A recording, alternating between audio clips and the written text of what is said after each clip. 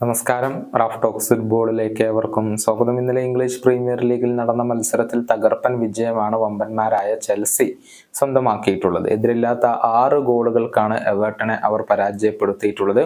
English super താരം call പാൽമറാണ് ഈ മത്സരത്തിൽ തിളങ്ങിയിട്ടുള്ളത്. എണ്ണം പറഞ്ഞ 4 ഗോളുകൾ അദ്ദേഹം ഈ മത്സരത്തിൽ നേടുകയായിരുന്നു. മത്സരത്തിന്റെ ആദ്യ അരമണിക്കൂർ പിന്നിടുന്നതിന് മുൻപ് തന്നെ പാൽമർ ഹാട്രിക് പൂർത്തിയാക്കി കഴിഞ്ഞിരുന്നു.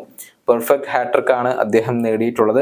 ഇടതുകാൽ കൊണ്ടും വലതുകാൽ കൊണ്ടും തല കൊണ്ടും അദ്ദേഹം ഗോൾ നേടുകയായിരുന്നു. 4ാമത്തെ ഗോൾ പെനാൽറ്റിയിലൂടെയാണ് അദ്ദേഹം സ്വന്തമാക്കിയിട്ടുള്ളത്.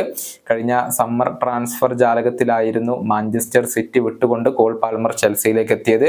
ഇപ്പോൾ ഏവരെയും അമ്പരപ്പിക്കുന്ന പ്രകടനമാണ് പാൽമർ നടത്തിക്കൊണ്ടിരിക്കുന്നത്. മാഞ്ചസ്റ്റർ സിറ്റിയിൽ വേണ്ടത്ര അവസരങ്ങൾ ലഭിക്കാത്തത് കൊണ്ടായിരുന്നു അദ്ദേഹം ചെൽസിയിലേക്ക് എത്തിയത്.